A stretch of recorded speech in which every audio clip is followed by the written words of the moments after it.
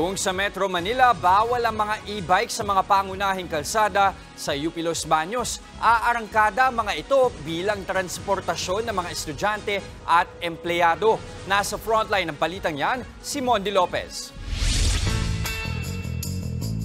Lakad there, lakad everywhere. Yan ang madalas na eksena dito sa University of the Philippines, Los Baños o UPLB. Isang estudyanteng si Clarice sa mga nasanay na sa malayong lakaran sa initan. Ako pang campus ko po ay sa gitna. So wala po kasi UP gitna, kaliwa at kanan lang po. So ang concern ko po is, pag magsasakay po ako ng jeep is either sa gate lang po yung baba, maglalakad po ako papasok. Certified commuter din itong si Rudy, isang empleyado sa UPLB. Usually, kahit ever since estudyante ako, nag-jeep talaga ako papuntang UPLB para pumasok sa klase ko. And now, para pumasok sa work, jeep pa rin talaga ang mode of transportation ko.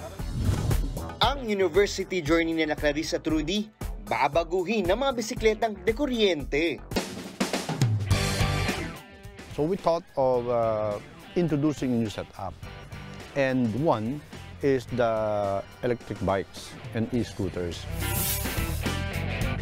Yes! Parehong aarangkada sa ride-sharing system ng universidad na tatawaging Tipaklong?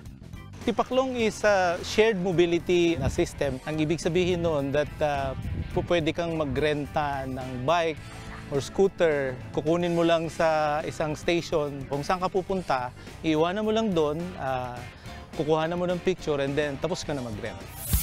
Pero teka, ano kaya magiging reaksyon ng mga taga-UPLB? Pabor po ako, may iibsan po yung pagod. Interesting siya and exciting for me. Sabay-sabay nga natin sakyan ang trip ng bike rental enterprise ng UPLB alumni. May exclusive pasilip sa kanilang develop na mobile app. Lakas natin! May 3 options to choose from: e-bike, e-kick scooter at ordinary bike. Matapos mamili ng sasakyan, Pwede mo siyang puntahan, pwede ka nang mag-ride. basta na-scan ng mabuti ang QR code. Simple lang, no? I-pilot test mo na nga, Rudy! Feeling mo you're one with nature na hindi mo madalas mararamdaman kapag nasa loob ka ng jeep. Siyempre, di ako papahuli. So nandito tayo ngayon sa Manuel Rojas Street at susubukan natin itong e-scooter dito sa UP Los Baños. Tingnan natin nga, first time kong gumamit ng scooter. Pero this time, e-scooter pa.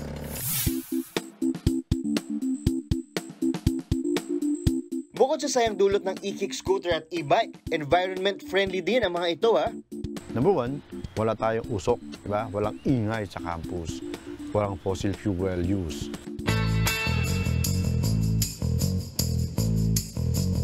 Oh, dali lang, di ba? Pinagpawisan ako nun. Pero, masarap. Good move, di ba? Pero ang pinaka-ipagmamalaki ng mga taga-UPLB, Pag okay to, the first in the Philippines sa mga educational campuses. pero alam nyo ba na 1912 pa lang may bike culture na sa UPLB? Dati na yung biking sa campus. 1,600 hectares itong lower campus. Ang lalayo ng buildings na hindi kayang makover nung ikot jeep. Why not introduce na lang, ibalik natin yung kultura, yung biking culture. Ipinagbabawal man ang ganitong mga electric na sasakyan sa major road sa Kamaynilaan, naghahanda pa rin ang UPLB para ikasa ang pilot test ng ride-sharing nito sa katapusan ng buwan. Mondi Lopez, News 5. Mga kapatid, Jess De Los Santos po. Iba na ang may alam at may pakialam sa panahon ngayon. Para sa tuloy-tuloy na balitaan sa Frontline kahit weekend, mag-follow at